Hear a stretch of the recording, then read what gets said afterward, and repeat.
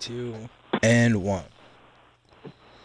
Welcome inside Delaware Live Sports, another podcast edition of Delaware Live Weekly. Again, show will still take place on Wednesday night. You can catch us at Buffalo Wild Wings, but we figured we'd all get together here on a Monday and kind of talk about everything that unfolded this past weekend and a lot of stuff to get into going forward. We got playoffs underway in volleyball. We're mostly going to talk about football here in the beginning of it, and then we'll get into some other sports at the end. But before we get started, I'm going to welcome in Jason Winchell. Jay, thanks for joining us here.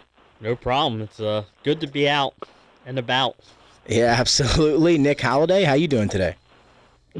I'm good. No complaints. Ready for the playoffs. Excited. Yeah, it's a busy. You're going to be busy coming up, huh? Yes, we are. And Mike Lang, how you doing today, Mike? Good. I got a night off from volleyball tournament to talk some football and other stuff. There we go. And Glenn Frazer, big game. We'll talk about that coming up this Thursday. Everything go well this past weekend. How you doing today, Glenn? I'm doing just fine. I can't believe this season is just about over, and every sport will be in the playoffs starting next weekend. But, volleyball is almost, the semifinals already, yeah. So we're really getting down to it now in fall sports. Absolutely, a lot to talk about. Again, Week 9 in the books. Some good scores this past weekend. A lot of contests, maybe not as close as we would have liked to see, but some good games on Friday and Saturday. We'll just start with a quick recap. And I know, Mike, me and you talked a little bit about Friends in Mount Pleasant before the broadcast. Talk a little bit about what you saw this weekend. Well, this was obviously Mount Pleasant's playoff game. They needed to win to get into the tournament. And I thought I was at the game. I thought they really outplayed Friends, shut down OC Chupo to almost for the entire game. They really held.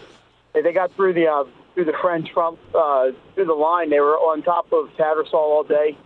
A couple of penalties, some deserved, some maybe not so deserved, really hurt Mount Pleasant. They had a late interception that was negated. They had a 40-yard punt return that was called back because of the penalty. And credit to Friends, they nailed a couple of field goals late, including the one with 10 seconds to go to win it 22-20. But I felt really bad for the Green Knights and their fans. It was the 40th anniversary of their last state champion in 1981. A lot of those guys were there. It would have been kind of cool to see them win. But unfortunately, for Mount, at least they didn't win, and they're not going to be in the tournament. But what a great game that was. Yeah, absolutely. That was one of the good ones from the weekend. Anybody else want to talk a little bit about Friends in Mount Pleasant? Friends having a very good season this year. Yeah, Friends is kind of, 8-1. Played Archmer tough in the loss. Been in a lot of close games. Be interesting to see them come tournament time because, like Mike said, they're very balanced offensively. And, they got a great defense. But the difference for them is they got a good place kicker. And in a close game like that, they could come down to a field goal. It helps to have a place kicker. And but they're, a well-balanced team, well-coached. And, 8-1, playing in the tough District 2. Was doing the math the other day. You got Friends, Tower Hill, 6-2. Friends is 8-1. Archmer's 9-0. Mount Pleasant's right there around 500. Howard's right around there at 500. From top to bottom in that District 2, they all have solid records. So for Friends to go 8-1 just says, a lot about that team. And while we're on the subject of Mount Pleasant, the Green Knights, James Collins, the walk-on wide receiver for the University of Delaware, continuing to have a fantastic last couple games. Career-high 6 catches for him on Saturday in the big win over 20 William and Mary. Also caught another touchdown. So give a shout-out to the Mount Pleasant Green Light alum there, James Collins. Nick Halliday, Mount Pleasant, making some waves in college football. Love it, man. I love it. Walk on, the underdog. That's normally what we are in football anyway. So yeah, right. And then you got Zach Gwynn throwing to James Collins. How about that? The Delaware connection. Another Delaware kid, which is awesome to see, for what we do. We love seeing all the kids out there, especially our Delaware products, getting some big time recognition, So that was a like almost willful win that could have happened for the Green Knights there. They really, it's not they don't have enough kids to come out that play on those teams, but they do have very talented players, that are on that Mount Pleasant team. If we could just get some more kids to come out for football, it would be. But that would have been a huge win for Mount Pleasant over Friends if they would have pulled that off. Yeah, again, one of the better games from this past weekend. And Nick, again, another one that you and Glenn can talk a little bit about is that Apo-Smyrna game. The Jaguars were rolling. They were playing good football coming into this contest, and Smyrna, they just looked really good again week after week. Well, it didn't help that Appoquinimink had 2 punts blocked on their first 2 drives. And actually, I don't even know whether you could call it a block. Brandon West was on the punter before the foot got to the ball. So he basically tackled the punter for 2 blocked punts. And then the third punt was off the side of Bolden's foot and went out of bounds about the 32-yard line. So Smyrna, they're explosive enough offensively. You can't give them 3 short fields to start the game. And basically, Appoquinimink, because of that, found themselves in a 3-score hole pretty early. You know as well as I do,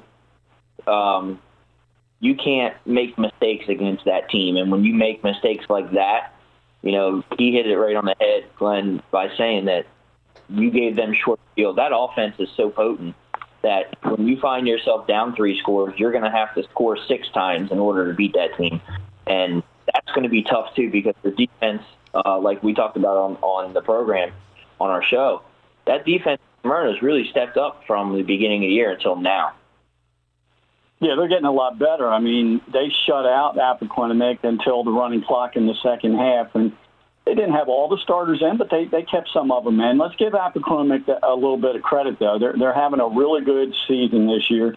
They did move the ball a little bit in the second quarter and in the second half, but being in that big hole to Smyrna, that's just too much to overcome. When you got Wayne Knight, you got receivers like Devin DeMoe and Ymir Knight, and that edge just sits in the pocket, and the offensive line really kept the defense off of him, gave him time to find those receivers. That's really, really hard to try to overcome. Yeah, they've looked good these last couple of weeks, and the team that may be on a collision course with them come championship time is the Middletown Cavaliers. Once again, Middletown looked really good this past weekend as well. And what have you guys seen out of Middletown so far this year? And as we inch towards playoff time, obviously that tough loss to St. Joe's Prep on ESPN, that's national coverage there. They've been taking care of business from teams around the area.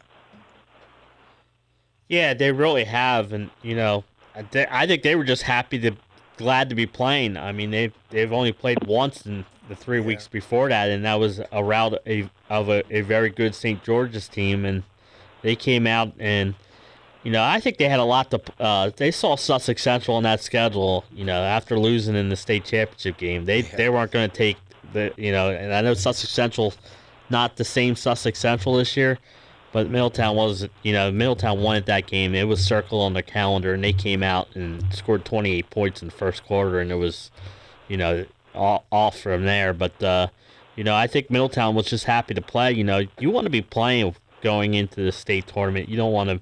Unfortunately have a few games canceled. So, it was good to see them click offensively. I still think they're the best defensive team in the state in Class 3A.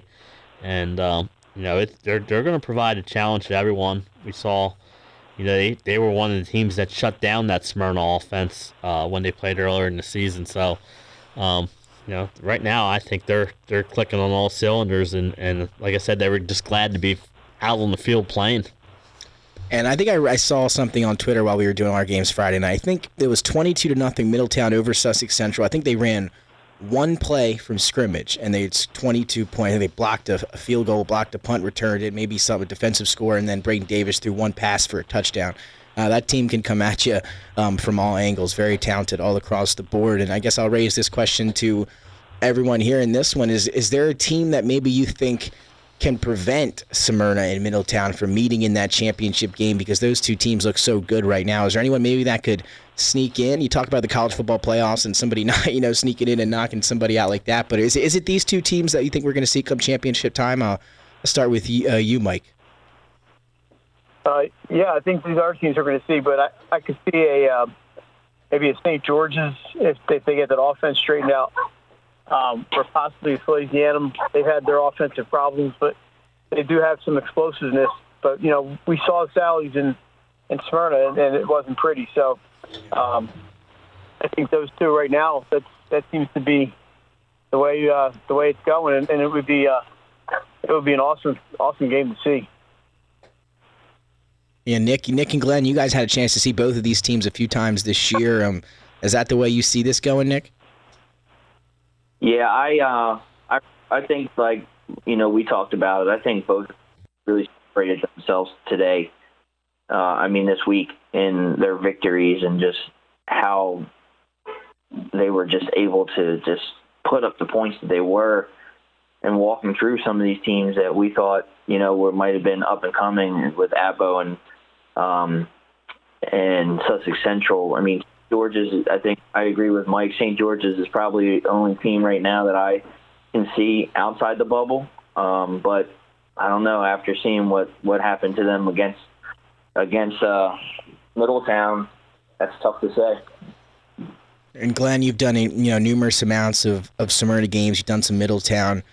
What do you think about that? Is there any team that could slide in there? And we talked about this a few weeks ago, and I believe you said Middletown, Smyrna. Is that still how you feel? Pretty much. I'll agree with Jay's earlier comment that from the defensive line to the backs and those linebackers, Middletown's the most balanced defense in the state. And they're very balanced offensively, too. And they got two running backs that can get a lot of yardage. They have very good wide receivers led by Isaiah Tart.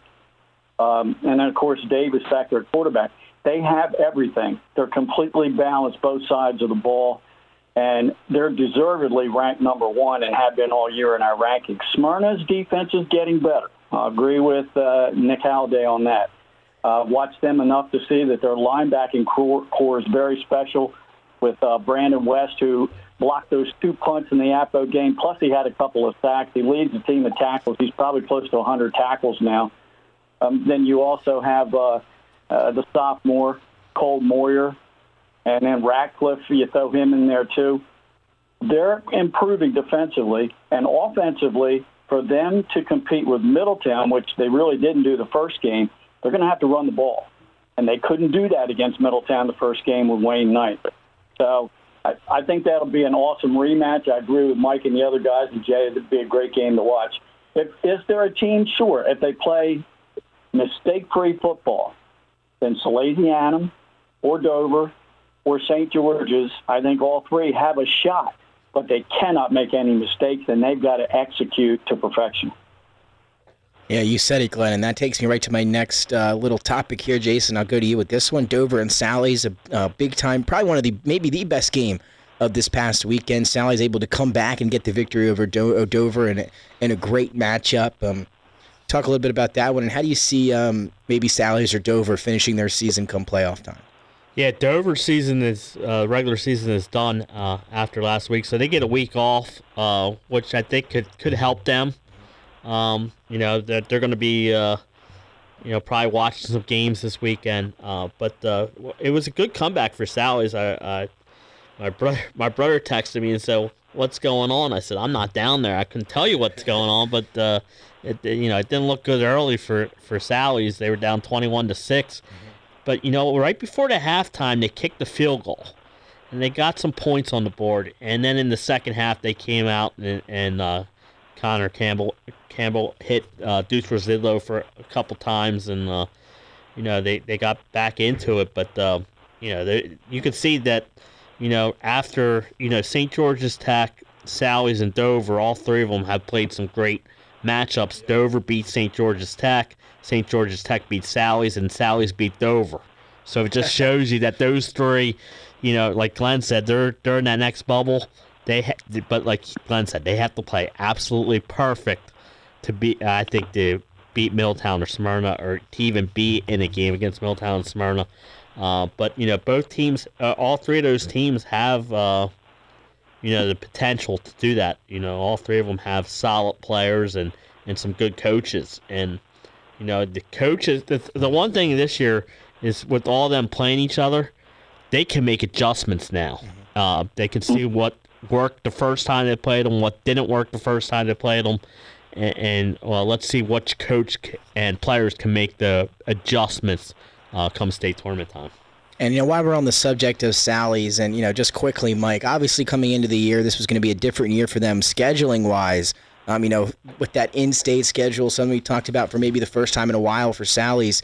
Just, Mike, talk a little bit about the schedule this year, how you think they did with the in-state schedule, and just a little bit about that whole thing.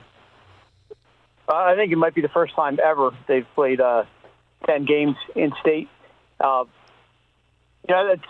think they got off to a real fast start offensively, and I think people caught up to them. Maybe the chance to go out and see them play, and with all their games being streamed, there might be something to that where people just get a chance to see them more than they do for other teams. And I think Sally's they're 6-2. That's a good team, but when they came out and just blew Sussex Central out early and they were scoring all those points, I thought maybe this is the year they could do it. And I think teams just caught up to them a little bit. They're so exposed media-wise that there's no secrets to Sally's, and you can see teams are ready for them. And they had a couple of injuries, but I think Denarder's done a real good job this year, and then they made an adjustment with a new offense, a new approach this year. So it's been kind of a learning experience over there, and I think they'll be fine come tournament time.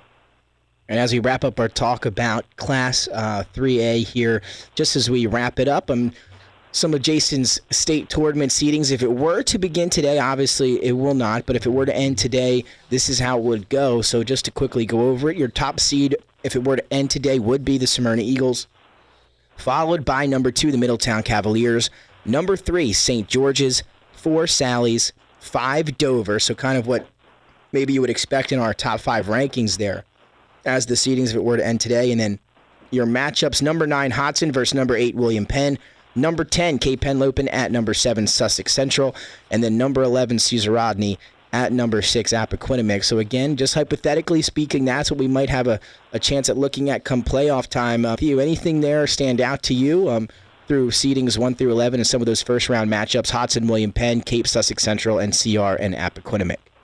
And, Jay, I'll go over to you. If it were to end today, 11 teams, you got your first-round matchups with those 6 teams at the top, but 1 through 5 is, like I said, maybe a top 5 rankings for us come the show on Wednesday. Just what do you think about the tournament if it were to end today in Class 3A?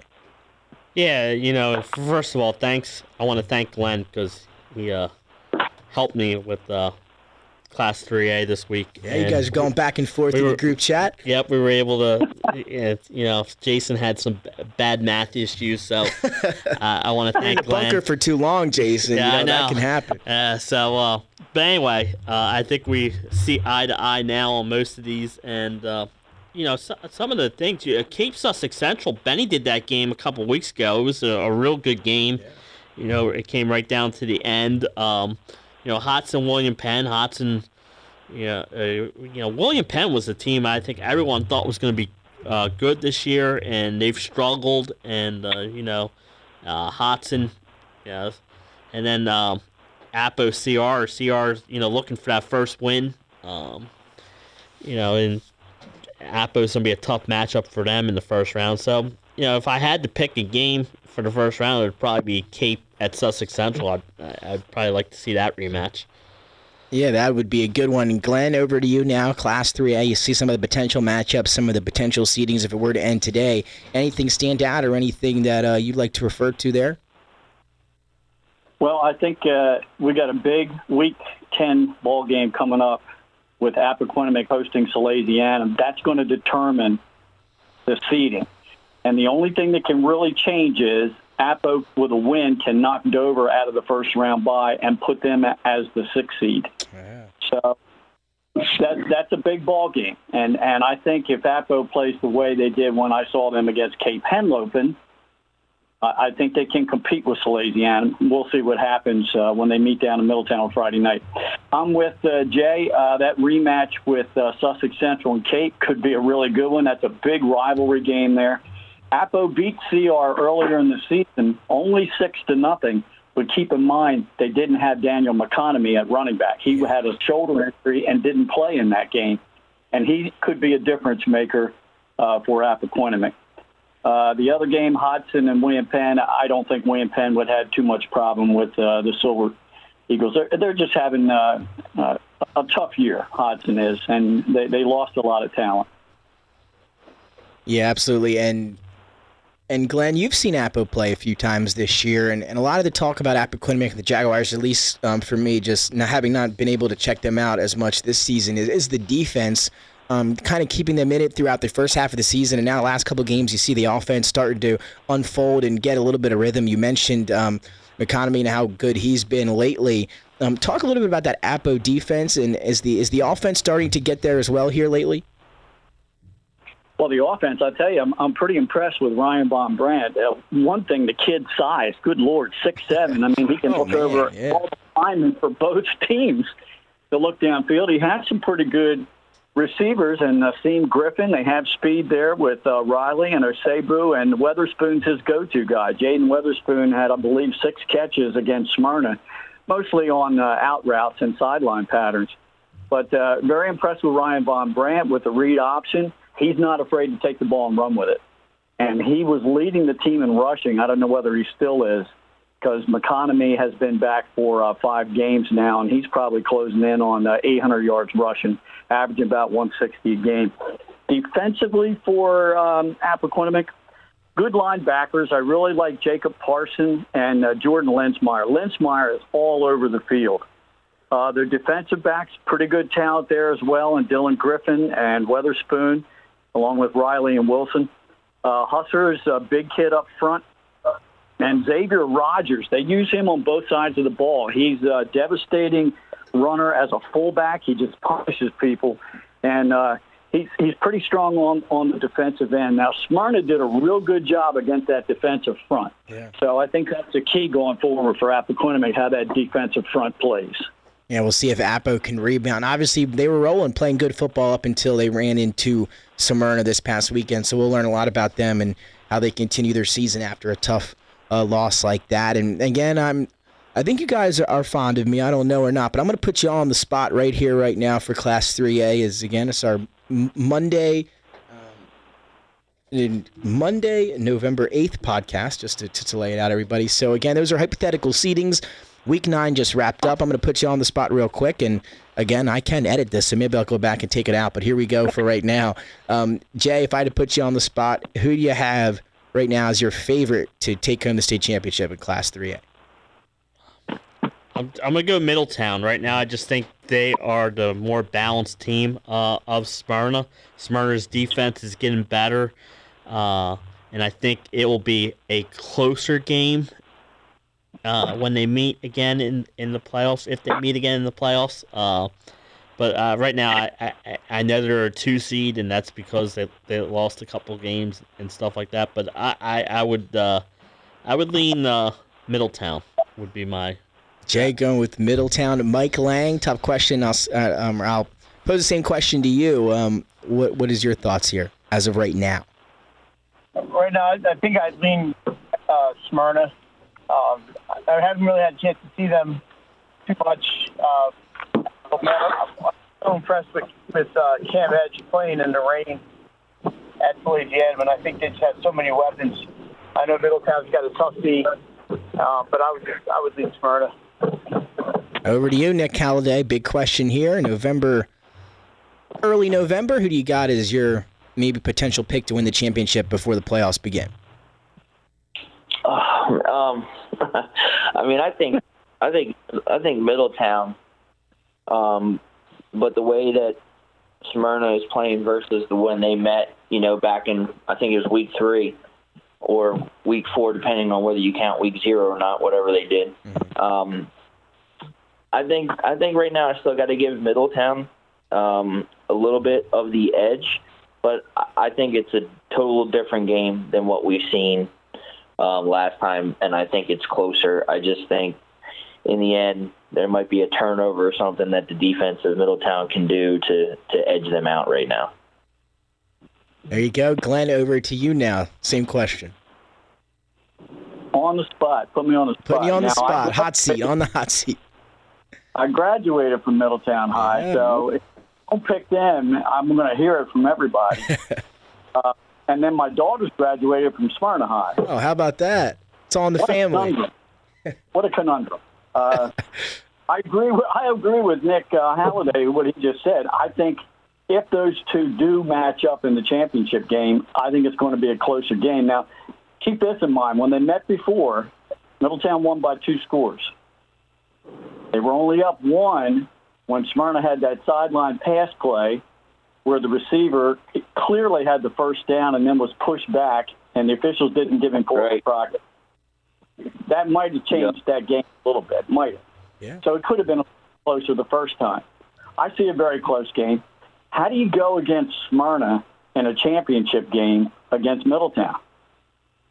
Because they beat him twice in the championship. They can't beat him in the semifinals. They can beat him in the championship game. No, I think it will be a very, very close game. I'm looking forward if that is the matchup we get, but I have to slightly favor Middletown. We have had them number 1 all year, and I still think they're a little bit better balanced on the defensive side of the ball. And I'll tell you, I cannot wait if that does happen to be the matchup come championship time. What a phenomenal game on paper, and I'm sure we'll be live if that were to unfold that way. So a lot going on in Class 3A. We're going to jump now to Class 1A. We'll save 2A for the end here quickly. But Class 1A, some surprises here this year. And Glenn, one of those teams, obviously St. E's is undefeated. The Laurel's a team we knew to look out for since day one. But here comes Indian River this year, and they've been putting on some good performances. They're having themselves a good season. Yeah, I think Jay brought up the point earlier that they only lost to St. Elizabeth by a touchdown. They took Laurel to overtime, and it was a blocked extra point by the Bulldogs that was a difference in the ball game. So a 1-point win for Laurel to stay undefeated in the district. Yeah, definitely right now, you got a 3-team race, a solid 3-team race. And maybe even throw Tatnall in there. Tatnall has really been coming on strong. So, they have. Yeah, we thought earlier on and most of the season it's going to be a 2-horse race with Laurel and St. E's, but I think definitely you got to throw Indian River in the mix and maybe Tatnall as well. Yeah, and Mike, come to you now in 1A, and we'll quickly go over that. If it were to end today, this is how Jason and Glenn have their seedings coming out. 8 teams. Obviously, all 8 teams clinch their spot, and up first, as it ended today, to be number 5, Indian River, at number 4, St. Andrews, number 6, Seaford, at number 3, Tatnall, number 7, the Odessa Ducks, at number 2, St. Elizabeth's, and then number 8, Wilmington Charter, at number 1, Laurel. So some good 4 matchups there on paper. Mike, anything stand out to you? Yeah, I'd love to go see that St. Andrews Indian River game. Yeah. I've seen both teams this year. St. Andrews, the QB is 6'7". He's got receivers like 6'6". They just go over people. They score a lot of points, and I think they struggled last weekend. But I really like what I've seen from St. Andrews, and Indian River has just really been holding teams. St. E's is scoring about 45 points a game. They held them to 14. So, and then Laurel's been scoring a lot of points. They held them to 14. That's kind of like the immovable force meets the irresistible object. That first round, I think it'd be worth a trip. And you say that St. Andrews would be the 4 seed? Yes. So can you imagine that game at St. Andrews? That place is awesome. There's no bleachers. It would be it's a great place to watch a game. I'm not sure they'd let them play there, but what a fantastic setting for a high school playoff game. And there's no lights. They'd have to play a daytime game. It'd be awesome. Yeah, that would be cool, especially St. Andrews. I mean, having a pretty good season themselves, up and down a little bit, would be the 4 seed, as you just mentioned there, Mike. Again, that would be a good matchup, IR and St. Andrews. Jay, over to you. Anything stand out there from 1A and some of these potential matchups? Yeah, one team that Benny was talking about this year is Seaford, and they've had a great year. They're, I believe, 6-2 heading into this week. A solid team. Their 2 losses are to IR and Laurel. But Glenn mentioned Tatnall. Tatnall started the year with losses to Friends and Archmere. And we were at that Friends game. They did not look great against. But the environment was great, but Friends looked really good. And Archmere and Friends are combined 17-1. Exactly right. So and they jumped up classes, so they picked up the 2 extra points in each game. They lost to St. Elizabeth's, who's also undefeated. Yeah. So, I mean, their 3 losses are to all really good teams. They found the running game. What a great performance against St. Andrews. Mike talked about St. Andrews' offense. Tatnall held them to 7 points last weekend. I think they're coming on. This is a program that didn't even play last year. Yeah. And so they made strides. They're going to get in there, and they're going to possibly get a Seaford team that's really good. I mean, Mike said, "What about St. Andrews host?" And Tatnall also no light. So yeah, that's true. A crazy not many bleachers. So could you imagine 2 independent schools hosting some playoff games? It'd be fun. Actually, Jay, we haven't talked about Class 2. Friends in Tower Hill, I believe, also will be hosting. Can you see that? All 4 independent schools hosting games. Yeah, we're just talking about Class 1 here, but yeah, that's awesome. And just while we have a minute, obviously, back when we did the game against Friends Tatnall, and he's been having a great last few games, that's Rashawn Lamons, who has been playing spectacular for the Tatnall Hornets defensively and offensively. I mean, he had a great game when we were there against Friends, just a tough loss as a team. But these last few weeks, he's really been balling out for Tatnall. So shout out to Rashawn Lamons, and he's been playing very well, just like Tatnall has been playing very well. And again, if it were to end today, they would be your number 3 seed. And then you got number 7 Odessa at number 2 St. E's. Guys, we had a chance to check out the youthful Odessa Ducks. They able to earn that first playoff appearance here. We got to go to their first ever homecoming this year, but a tough draw for them as they would get a very, very talented St. Elizabeth Viking team. Yeah, that's a tough draw.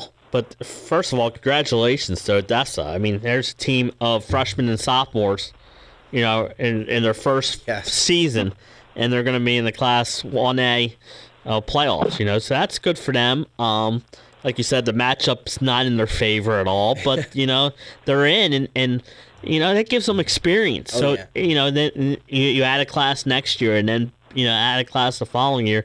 So just to get in, and those kids will now have a state tournament game under their belt, and it's got to be exciting times for that school, just to start up, and your first year you're going to be in the football state tournament game.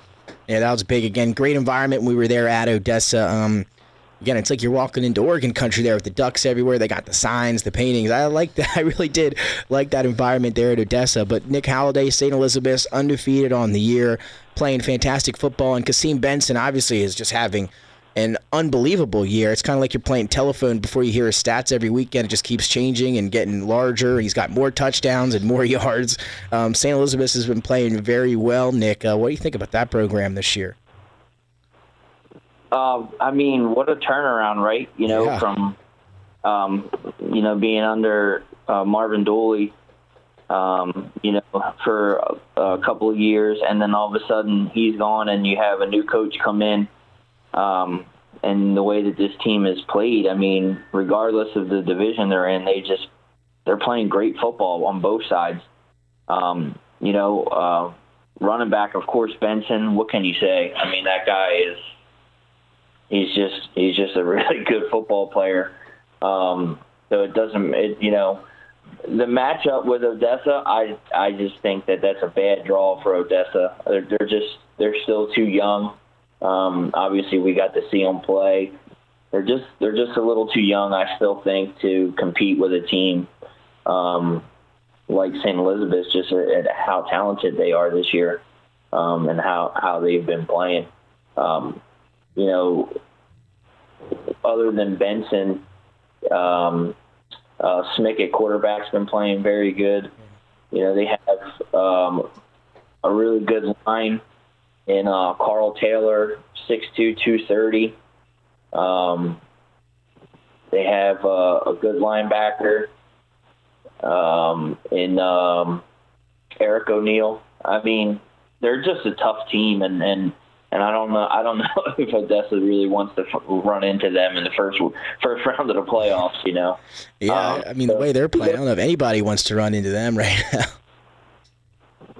Exactly. I mean, kudos to them, though. They deserve it, and great job by Coach Lemon coming in there in his first year and doing a great job and getting his team to play for him. Absolutely, again, undefeated. If it were to end today, they'd be your number 2 seed. But Glenn, your number 1 seed, if it were to end today, would be Laurel, and they've looked good this year as well. They got a good offense, good defense, and they would get, if it ended today, number 8 Wilmington Charter. But give us kind of the outlook on Laurel as the top seed here. Yeah, really good season for the Laurel Bulldogs. We just talked about Odessa having a tough draw with St. Elizabeth. Well, the Wilmington Chargers have a tough draw too. Unfortunately, I don't see Odessa or Charter moving on past that first round. I think it'd be St. E's and Laurel moving on. But, the Laurel Bulldogs, I'll tell you the truth, I haven't really seen them play. I've done mostly a lot of 3A action this year. Mm-hmm. I know Benny has seen them. Unfortunately, he got tied up with another assignment, or he could tell us quite a bit about Laurel. Good, solid program down there. You know, they stepped up in class a few times this year, and they played Sussex Tech. And they got a win there. They stepped up and played Brandywine. They stepped up and played Woodbridge. Yeah. And I think that's their only loss, the Woodbridge Blue Raiders.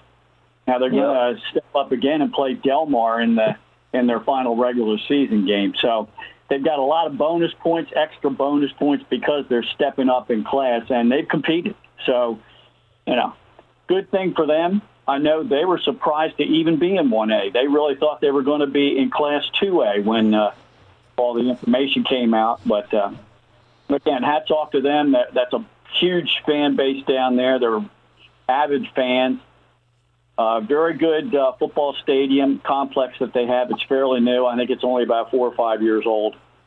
And just one thing, if I could, though, going back to St. Andrews, I think that brings an interesting point as to what the committee's going to do with St. Andrews hosting a first-round game. I'm not so sure that they would let them host a game, so it's possible maybe they send them to someplace like Apo High or Middletown, which is close by, and let them host there. But it'll be interesting to see what the committee does there.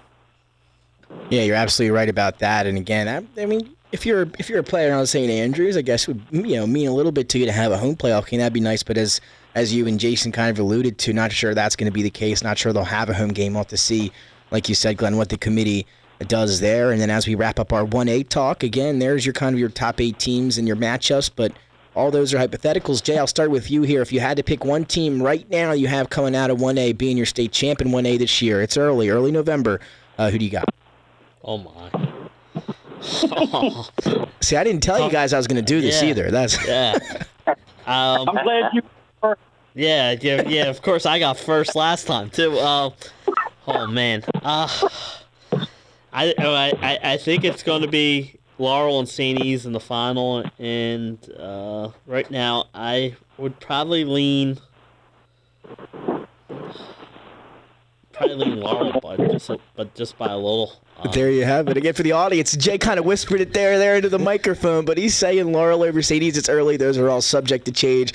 Putting Jay on the hot seat there first. Mike, I'm going to go right to you now. You do a lot of work with St. E's, but I mean, is that who you're going to go with here? Yeah, Eric O'Neill's a friend of mine. He's a really big dude, and he's probably listening. So I'm going to lean to St. E's on. And Kasim Benson and I were buddies, so just so those guys are listening, I'm going to lean to St. E's. There's nothing against Laurel. I haven't seen them. It's I'm just real familiar with St. E's, and I know, and Laurel has stepped up several times. I think I'm with Jay. I think those two are ticketed right now. They still have to show up and play, obviously, and I think that potentially could be the best of the 3 state championship games right there. But I want to give a slight edge to St. E's just based on my familiarity with them. Nick Halliday, over to you. We got 2 St. E's here. Is that going to change, or are you going to stick with the grain here early in November? No, I'm not sticking with the grain. I just think that Laurel was a little bit more battle-tested, having played a few more tougher teams. Watching them play against Woodbridge and holding Woodbridge to 6 points and scored so late. I would pay to watch that game. I'll tell you that now. Not saying that I don't think St. E's can win. I just think right now I'd have to give the slight edge to Laurel just because, like I said, just being more battle-tested right now and having played some teams out of conference and done well against those teams. So Jay goes with Laurel, Mike goes with St. E's, Nick goes with Laurel. Glenn, over to you. Again, those are your top 2 seeds, and is that how you see them playing in the championship? If so, who are you going with? Well, I do favor those 2 slightly. Again, Indian River, I think, could make some noise. They could upset either one rather easily. And so could Tatton. But I see it being a 3-horse race, and it's all going to come down to the seeding. You know, with Indian River, who are they going to get in the semifinals, and could they pull an upset? But if it goes chalk with 1 and 2 in St. E's and Laurel, Laurel's exceptional defense. I looked at their scores against common opponents. They're very similar. I'm going to make this a tie, and I'm going to go with St. There you go. Because I know another member of our team Pat would go with St. That's true. Yes, he would. Benny would probably go with Laurel. There you go, yeah. So I'm going to make it a tie. There we go. There it is. And I'll tell you, 1A, that's been a tough one all year, and it's been getting more competitive as the season has gone on. And, again, now we've got some great matchups, or at least anticipating some great matchups come playoff time. So there you have it, 3A, 1A. Now it's time to jump into Class 2A, and this one has been competitive all year long. We'll talk about the upcoming matchup this Friday night that could be the game of the year, especially in Class 2A. That game will be obviously between DMA and Archmere, the battle of undefeateds. But before we get there, guys, Class 2A has been, like I just said, competitive. We've had some phenomenal games, and let's just go over the hypothetical seedings here if it were to end today. So if it were to end right now, obviously in our rankings, Archmere has kind of been ranked atop pretty much throughout the season. But if it were to end today, Woodbridge, the Blue Raiders, would be your top seed in Class 2A. Archmere would be number 2, DMA number 3. How about Wilmington Friends coming in as your 4 seed? And then your matchups here in the first round, number 5 Delmar against number 12 Newark, number 11 Concord at number 6 Caravel, number 10 Sussex Tech at number 7 Tower Hill, and then number 9 St. Mark's at number 8 Howard. So you see some great matchups there. Potentially also you see the seedings. Jay, start with you. Woodbridge, the Blue Raiders get the top seed in Class 2A. Yeah, you know, right now their strength of schedule just a little bit over Archmere's, but I mean it's real tight. And remember, Archmere's playing DMA on Friday, so a win there plus the, DMA would finish 9-1, so that you get 3 additional bonus points. So Archmere could jump Woodbridge. Woodbridge has got Howard, so a lot can play into it. But right now, Woodbridge has had the tougher of the schedules. They've also both teams have also played up. Woodbridge played Cape, Archmere played CR. So, throwing some stuff in there, but Woodbridge, Dooley goes down there. It's been I wish Benny was on because he's covered enough Woodbridge, but it seems like they are a fourth quarter team. They can keep it close to the fourth quarter. They feel like they're going to come out on top. Yeah. We've seen that. Yeah, so it's that magic down there. Maybe it's they played like 4, in that fourth quarter, and it's really a different team. So the way they say it, if they can be close or in the game in the fourth quarter, that they feel like they're going to win that game. So hats off to them. I think we thought with a new coach, it might take some time to get into the new system, but they've come a long way, and 9-0 and potential number 1 seed. Like I said, a lot will be played out this weekend. Yeah, that's again a lot to look forward to this weekend, especially DMA and Archmere on Friday night. Mike, anything stand out to you there in 2A? Woodbridge, your top seed, obviously be keeping up with Archmere, DMA, and Friends. They round out your top 4. Anything that kind of just sticks out to you this season from Class 2A? Yeah, well, maybe it's because I'm all the way at the top of the state here in Claymont, but, news travels slow to my neck of the woods from Delmar, and I'm just surprised. It's a team nobody's really talked about much this year, but apparently that's a pretty darn good team down there in Delmar, and I wish they'd play a few more games up north so we get a chance to see them up here. I know when they were in the Henny South, they didn't get up here too much, and it seems like even this year, I don't know how far north they traveled, but how about Delmar? It's a team that really has kind of gone under the radar a lot this year, but that's apparently a pretty good team. Yeah, absolutely. You said it again. Yeah, usually we're used to hearing about a lot of them throughout the year. Haven't heard much, but again, there they are at the number 5 seed and ready to go come playoff time. Nick, anything to you about 2A? Woodbridge, your top seed, Archmere 2, DMA 3, both of those teams undefeated, and Friends, again, sneaking up on us here at the start of the season, now looking at the 4 spot. Yeah, this division is probably the most competitive when you look at it, and any of those 3, and maybe even Friends at 4, have a shot at winning this division. I mean, I think the way it's sitting right now until this game, when Archmere and DMA play each other, I think right now the seeds should be the way they are, but we're going to find out who flip flops there in that division with this game on Friday. I still think Woodbridge is probably number 1 and probably the most battle tested again, like Jay iterated.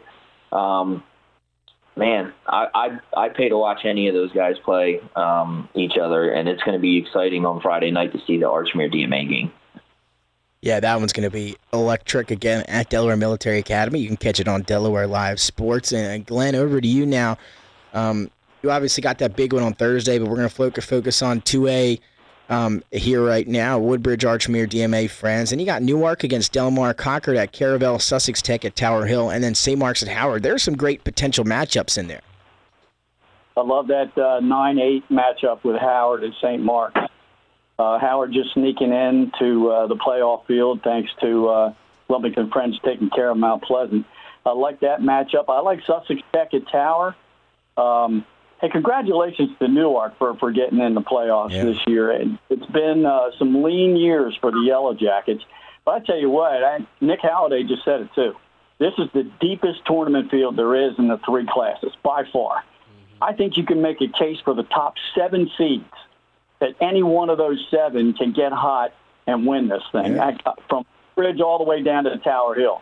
I'm going to get to see Caravel Thursday night. Boy, I'm looking forward to seeing 2 excellent running backs, Drumgo and Benson.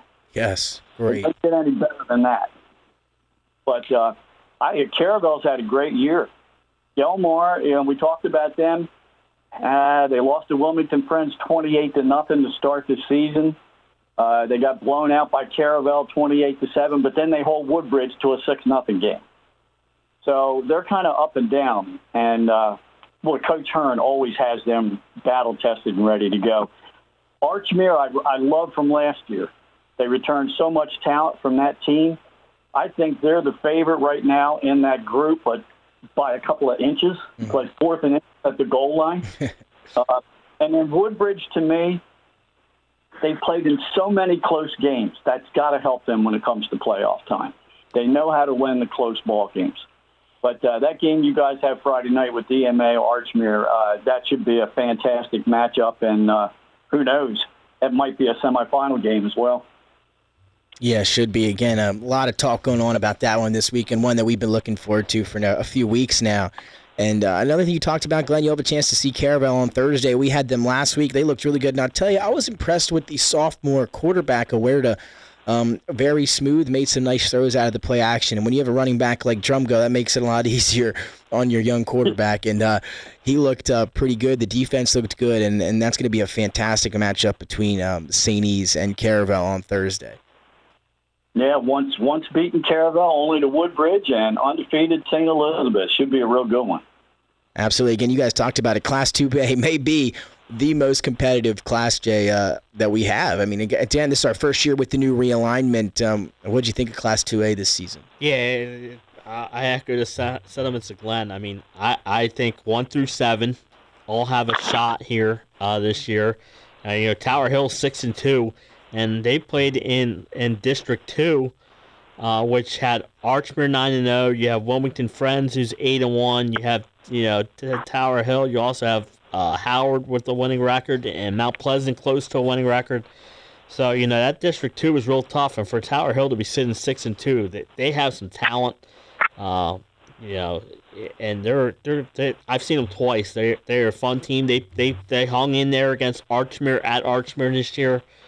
And so I think it's balanced, and this is kind of the class that we were all looking forward to because it had 21 teams and 12 of them were going to be in the tournament. And and like Glenn said earlier, congratulations to Newark. They've had some lean years. It's good to see them in there. Concord's a young team, really really young, and they got down there and they did a good job. So it's going to be I think it's wide open, and that's going to be a fun tournament. And here we go, guys. I know Mike just had to run a little bit early. We had to say goodbye to him, so he got out right in time because I'm about to ask you for your 2A picks for the championship. So, Jason, I started off with you the last two. I was going to start with Mike this time. He knew that. He hung up the phone. He didn't want any part of that. So I'm going to head over to Nick Halliday with option number one here. You heard the seedings, potential matchups: Woodbridge, Archmere, DMA, and Friends. They're your top four seeds. If it were to end today, Nick Halliday, who would you put most of your confidence in as to be your 2A state champ this season?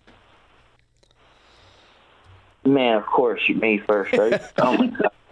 I just said that this is the most competitive one, and now I got to pick. I honestly, I don't know. I think that DMA could do it. I think that Archmere can do it. I think Woodbridge can do it. And Friends, I mean, how sneaky have they been just being there and being able to beat some of these teams that they've been able to beat and stay in games with a great coaching staff there. All these teams have it this year, obviously. Great coaching going on at all of them, man. Man, if I don't know. If I had to pick today,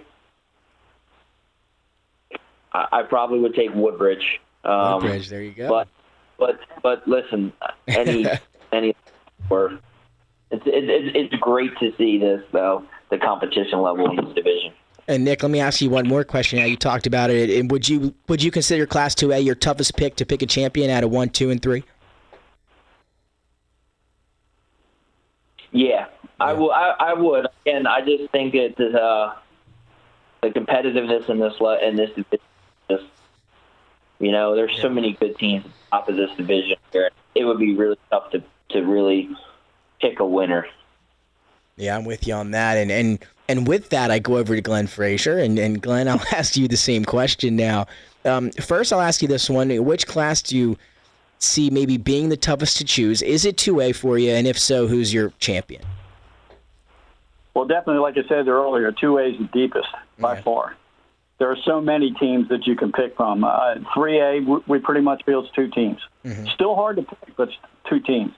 1A, we think maybe 3 or 4. Still tough to pick. This is the toughest by far.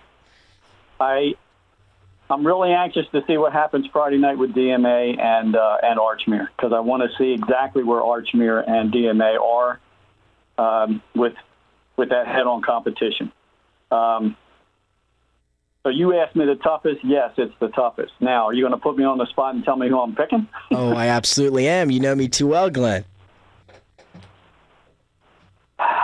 Nick Halliday chose Woodbridge. I am going to go with a team that, again, impressed me immensely last year against a super talented Howard team in the championship game and in the playoffs. They're very disciplined. They're good on both sides of the ball. I'm very impressed with the quarterback, Albero, and the Udovich brothers. I got to go with Archmere. I think the Hawks will do it this year, but I'll tell you what, if they're playing Woodbridge in the championship game, they better be well ahead in the fourth quarter. Yeah, that's true. And again, so much to still unfold, but can you imagine just some of these potential championship matchups are just phenomenal. So we got Woodbridge, we have Archmere, and with that I go over to Jason Winchell. And Jason, I led you off with the two. You had to put you on the hot seat first the last two classes, but here we are in Class 2A. I left you here as number 3. You had some, you got to hear Glenn, you got to hear Nick. Where are you going with your potential 2A champ? All right, before I start, let's just I'm just looking at number 9 seed St. Mark's right now, right? Yeah, absolutely. 7-0 against teams with below 500 or below.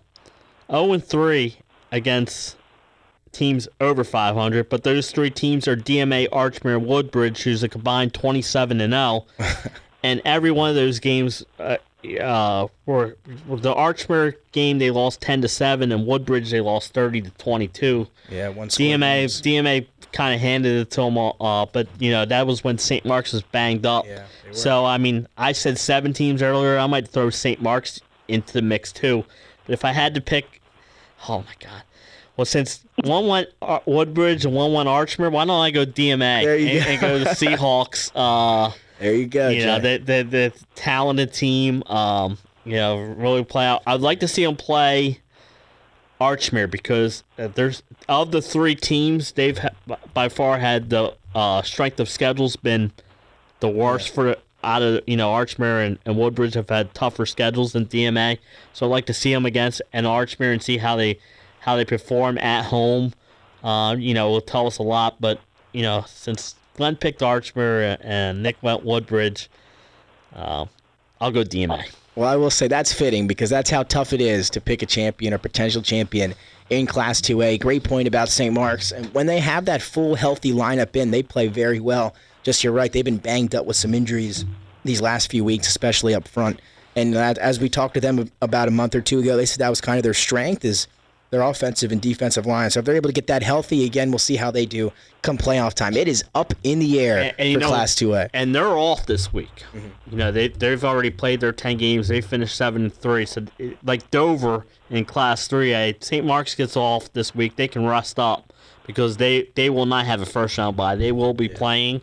So again, good point of the season to have a day off, a week off to kind of rest up and get healthy. Let's see if that could help them come tournament time. What a playoff. Again, the first year here in the Delaware, first year with the new football realignment playoffs just around the corner. We're in early November, but a lot going on these next few weeks as playoffs are about to get here. And before we sign off here for our football talk, just last words will go around. And Glenn, I'll start with you here. Just any overall thoughts about the playoffs, the season so far, and as we head into week number 10 this week? Well, I think we kind of hit on it throughout the podcast that 2A is the deepest, and that 3A and 1A, all 3 classes should have very competitive championship games. I'm really looking forward to the playoffs, and I'm looking forward to Thursday night. I want to see 2 running backs, Drumgo, and for St. E's, Benson. Benson went berserk against St. Andrews earlier in the year, so I'm looking forward to watching those 2 and watching your game Friday night. Yeah, it's some great ones on tap for this week. Jason, over to you. A lot going on. And last thoughts on football talk for today and as we get close to playoff time. Like Glenn said, I mean, all the teams are set. 3's open. The other 2 are the Class 2A and 1A. We already know the teams that are in, but a lot of seeding is on the line this week. A lot of seeds could change. Some big matchups. We have, like you said, we have 2 of them in DMA, Archmere, and Caravel, and Woodbridge. Another one to look at is Appo Sally's. I mean, that could change a lot. If Appo wins, like Glenn said, they could jump into a first round bye, and Dover or Salesianum potentially moves down. Yeah. If Sally's win, they might be able to jump St. George's and get to that 3 seed. So a lot to be played this week. A lot of great game matchups out there will determine where some of these teams are seeded come playoff time. So it's a really big week 10. Lots of great games on tap, like I said. So get out, watch a game, or what? Better yet, sit back, grab a drink, and watch our telecast on Thursday night, our stream Thursday night, and our stream Friday night, because we got 2 of the better matchups in the state. Yeah, going to be a great week for us here at Delaware Live Sports. And Nick Halliday, obviously all 3 of these classes have some phenomenal teams, phenomenal potential matchups. We picked our potential champions. Final thoughts on the football here this evening? Yeah, I just agree with Jason. Such a big week this week with so many things that can determine and change where teams are going to be seated and some big games. I mean, sit back and watch us, of course. I want them always to do that, right? Sit back Company man. Yeah. Even with Benny doing Seaford Dickinson, I mean, we got to get everybody on somehow, some way. Unfortunately, we're not Sports Center or ESPN, and we got cameras everywhere, right? But yeah, get out and watch some of these games. It's going to be a big Week 10. It's going to really see how things shake up. I mean, there's a lot of things online for a lot of these teams, and I love the suspense. It should be a phenomenal few weeks as we head into playoff time. We talked about a lot of implications on the line with this week and some phenomenal matchups you can catch again. Thursday, Glenn will have Caravel and St. Elizabeth's. Friday, we will be bringing you Archmere and DMA, and I believe Friday night is Seaford and Dickinson as well. Benny Mitchell will be bringing you that one. So 3 great matchups, some great potential playoff matchups. Again, a lot can change this weekend, so a lot to keep all of our eyes on. So for Nick Alessandrini, Jason Winchell, Nick Halliday, Glenn Frazer, and Mike Lang, we will see you next time. This ends our football talk for today. A lot going on. Make sure to check out the streams this week. We'll see you next time.